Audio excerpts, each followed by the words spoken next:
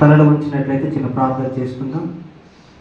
మమ్మల్ని మిక్కులుగా ప్రేమించిన మా ప్రియ పరలోక తండ్రి, మీ ఘనమైన శ్రేష్టమైన ఉన్నతమైన నామానికి లెక్కలేని స్తుతులు స్తోత్రాలు చెల్లించుకుంటున్నాం ప్రభువా. దేవా, ఈ శుక్రవారం ప్రభువా, మీరు సిలువలో పలికినటువంటి 7 మాటల్లో ప్రభువా 2 మాటలు నేను చెబుతుండగా నా నోటికి బూరగా ఉండండి తండ్రి. నా పక్షాన మీరు నిలబడండి ప్రభువా. నాలో ఉన్న భయాన్ని తీసివేయండి ప్రభావ. మీకే వందనాలు దేవా. వినగల చెవులు, గ్రహించగల మనసులు ఇక్కడ ఉన్న ప్రతి ఒక్కరికి దయచేయమని అడుగుతున్నాం తండ్రి. దేవా, నేను చెప్పబడే వాక్యం నాయన వాళ్ళ హృదయంలో నీరు కట్టి ఫలింపు చేయమని అడుగుతున్నాం తండ్రి.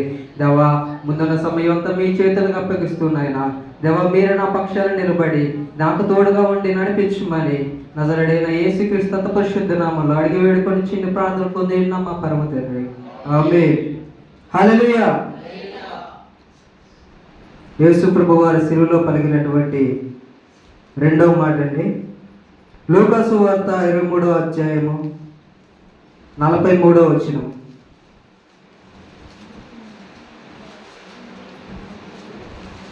హల్లెలూయా. లూకాసు వార్త 23వ అధ్యాయము 43వ వచనం. నేడు నీవు నాతో కూడా పరదేశంలో ఉందని నిత్యముగా చెప్పుచున్నాను. హల్లెలూయా. నేడు నీవు నాతో కూడా పరదేశంలో ఉందని నిత్యంగా చెప్పుచున్నాను. పరదేశు అంటే ఏంటండి? పరదేశు అంటే పరలోకములో నీవు నాతో కూడా ఉందని యేసు ప్రభువు వారు ఎడమ ప్రక్కన ఉన్న దొంగకి చెబుతా ఉన్నారు. అయితే కుడి పక్కన ఉన్న దొంగ ఏం చేస్తున్నారు? 39వ వచనం చదవండి ఒకసారి.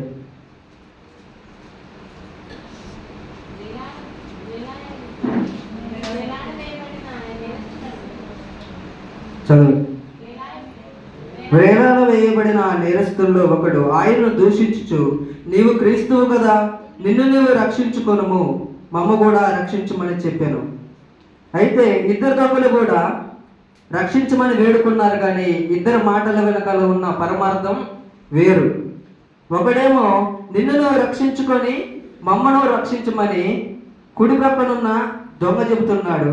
ఎడమ ప్రక్కనున్న దొంగ ఏం చెబుతున్నాడంటే, నీవు నీ రాజ్యంలోనికి వెళ్ళినప్పుడు నన్ను కూడా జ్ఞాపకము చేసుకోమని చెబుతా ఉన్నాడు.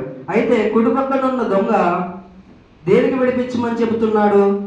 బాధ నుండి, నొప్పి నుండి బయటపడాలన్న ఆశ, కానీ పాపము నుంచి విడిపించబడాలన్న తపన మాత్రం ఆ వ్యక్తిలో కనబడటం లేదు. కానీ 2వ వ్యక్తి మాత్రం, ఆ 2వ దొంగ, మనం చేసిన దానికి తగిన ఫలము పొందుచున్నాము కదా, ఆయన ఏ తప్పిదము చేయలేదని చెప్పి ఆయనను చూసి, యేసు నీవి నీ రాజ్యంలోనికి వచ్చినప్పుడు నన్ను కూడా జ్ఞాపకము చేసుకోమని చెప్పాను.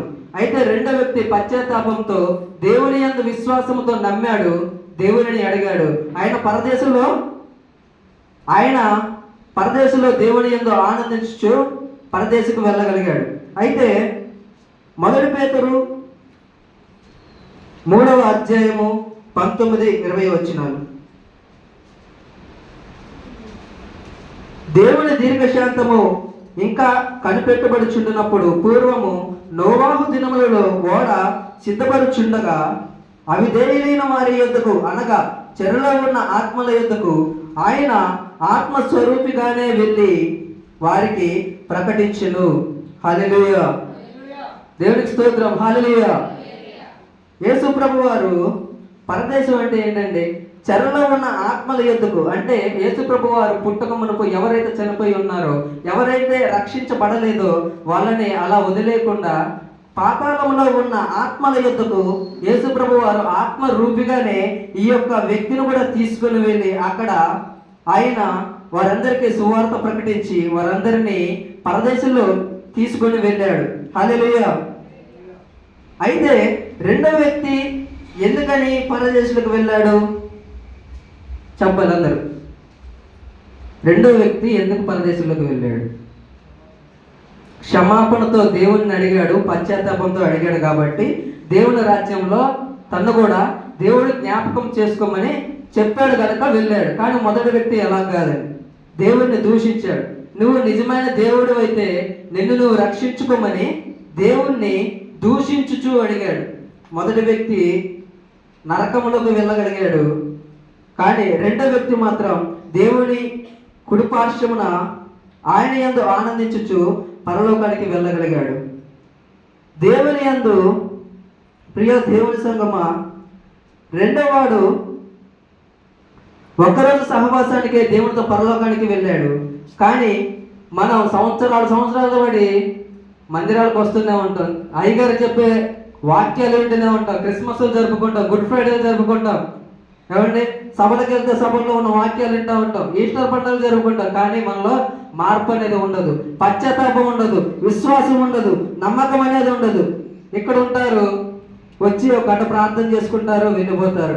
కానీ బయటకు వెళ్ళిన తర్వాత మాత్రం లోకానుసారమైన జీవితాలు, లోక సంబంధమైన భక్తి కలిగి ఉంటారు. ఇక్కడికి వచ్చి ప్రార్థన చేసుకుంటారు కానీ మనసు మాత్రం ఎక్కడ ఉంటుంది. అలా ఉండకూడదండి.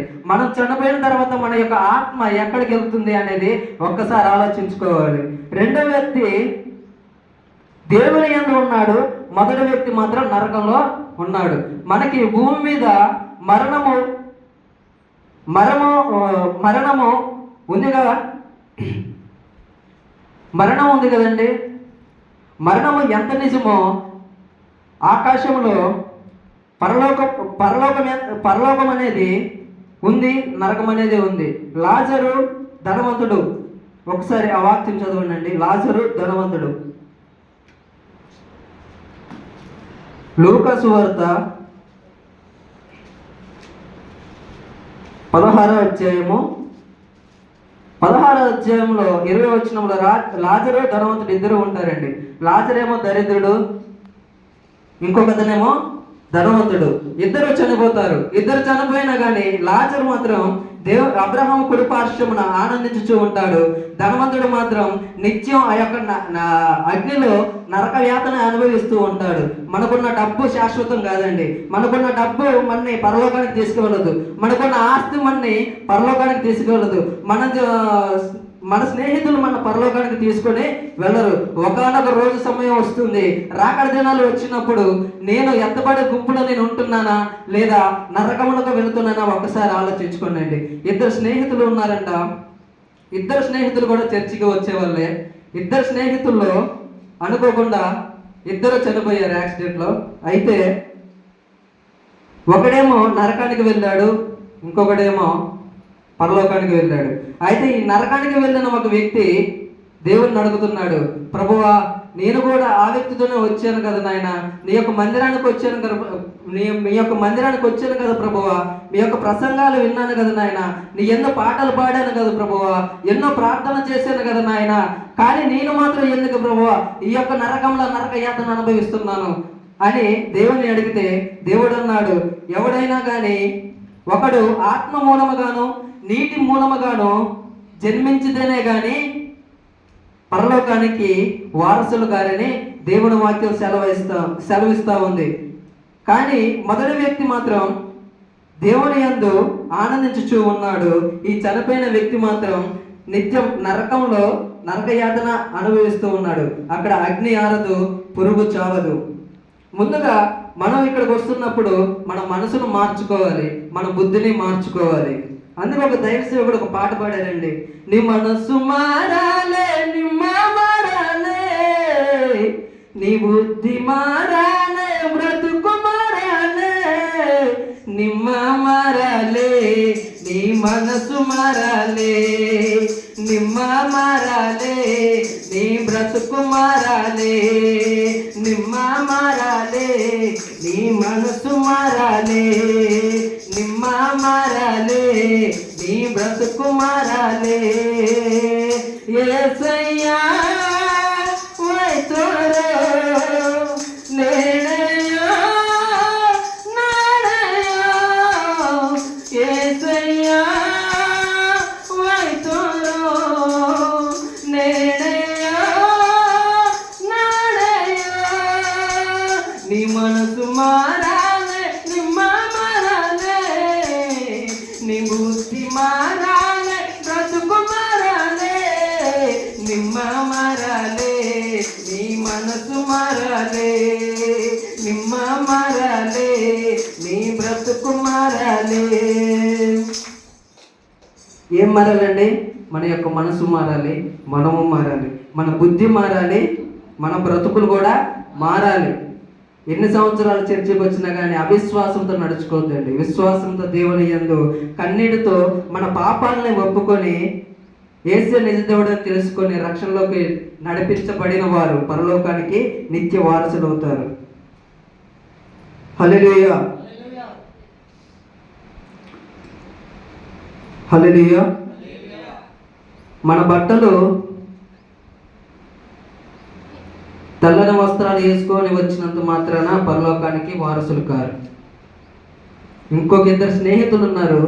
అందులో ఒక స్నేహితుడు దాసు, ఇంకో స్నేహితుడు ఉదయ్. అయితే ఇద్దరు స్నేహితులు కూడా డైలీ చర్చికి వచ్చేవాళ్ళు, పాటలు పాడేవాళ్ళు, ఆరాధించేవారు. అందులో ఒకరు బాప్తీసం తీసుకోలేదు, ఒకరు బాప్తీసం తీసుకున్నారు. వీళ్ళిద్దరు ఇట్లా ఎవరండి పరలోకానికి వెళ్ళేది? బాప్తీసం తీసుకున్నదేమో దాసు, బాప్తీసం తీసుకోలేదు ఉదయ్. ఎవరంతా చెప్పాలి? పేరు చెప్పాలి. దాసు వెళ్తాడు. ఎందుకు వెళ్తాడు? బాప్తీసం తీసుకున్నాడు కానీ వెళ్తాడు. దేవుని యందు బాప్తీసం ఒకటి తీసుకుంటేనే పరలోకానికి ఎంచబడరు. దేవుని ఆజ్ఞలను అనుసరించి నడుచుకొని ఆయన యందు నమ్మకంతో, విశ్వాసంతో ఎవరైతే ఆయన సన్నిధికి వచ్చి దేవుని యందు వేడుకొంచుంటారో వారు మాత్రమే నిత్య జీవానికి వారసులు అవుతారండి. మన బట్టలు చేసుకునే బట్టల ద్వారాగా పరలోకానికి వెళ్ళమండి. నడిచే నడక ద్వారాగా మనం పరలోకానికి వెళ్ళమండి. మనం ఎలా ఉంటున్నాము, మన జీవితం ఎలా ఉంటుంది, మనం ఎత్తబడే గుంపులో ఉంటున్నామా లేదా అనేది ఒక్కసారి ఆలోచించుకోవాలి. ఒకనొక రోజు సమయం వస్తుంది, రాకడ సమయం. ఎత్తబడే గుంపులో నువ్వు ఉంటున్నావా లేదా అనేది ఒక్కసారి ఆలోచించుకొని ఈరోజు ఒక తీర్మానం తీసుకునండి. దేవా, ఇన్ని రోజులు నాయన లోకానుసారంగా జీవించాను ప్రభువా, లోకాను సంబంధమైన జీవితాలతో గడిపాను నాయన. ఇక్కడైనా నన్ను జ్ఞాపకం చేసుకోండి ప్రభువా. దేవా, నా పాపాలను విడిచిపెడతాను తండ్రి. దేవా, నాకున్న స్నేహితులను, చెడు స్నేహాలను విడిచిపెడతాను ప్రభువా. నీ యందు నాయన నా చావైనా బ్రతికైనా ప్రభువా నీతోనే ప్రభువా. నేను బ్రతికున్నంత కాలం కూడా ప్రభువా నీ సన్నిధిని విడిచిపెట్టను ప్రభువా. విశ్వాసంతో నీ యొక్క మందిరంలో నడుచుకొని దేవా మీ యొక్క పనుల ముందుకు కొనసాగుతానయ్యా అని ఈరోజు నువ్వు తీర్మానం తీసుకోగలిగితే ఆ యేసు ప్రభు వారి పక్కన ఎడమ వ్యక్తి ఎవరైతే ఉన్నారో ఆయన పరదేశంలో ఎలాగైతే వెళ్ళగలిగాడో అట్టి ధన్యత మనకు కూడా వస్తుంది. ఇట్టి చిన్న వాక్యం దేవుడు దీవించి ఆశీర్వదించును గాక. ఆమేన్. అందరూ మోకరించినట్లయితే చిన్న ప్రార్థన చూస్తాం.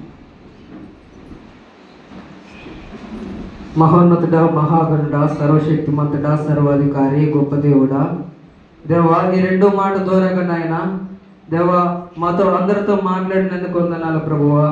దేవా అందరికీ అర్థమయ్యేలాగా నా ప్రభువా చెప్పానండి, నేనైతే నమ్ముచున్నాను ప్రభువా. దేవా ఈ చెప్పబడిన ప్రతి ఒక్క వాక్యం నాయన మా హృదయముల ప్రభువా దేవా మంచి నేల మీద పడిన విత్తనము వలె దేవా మా హృదయంలో నీరు కట్టి ఫలింపజేయండి ప్రభువా.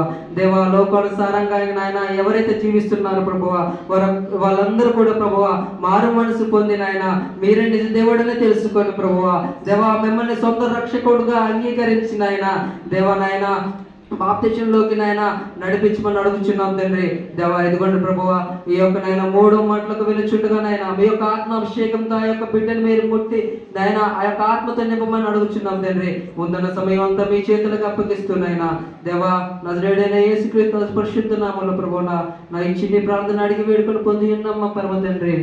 ఆమేన్.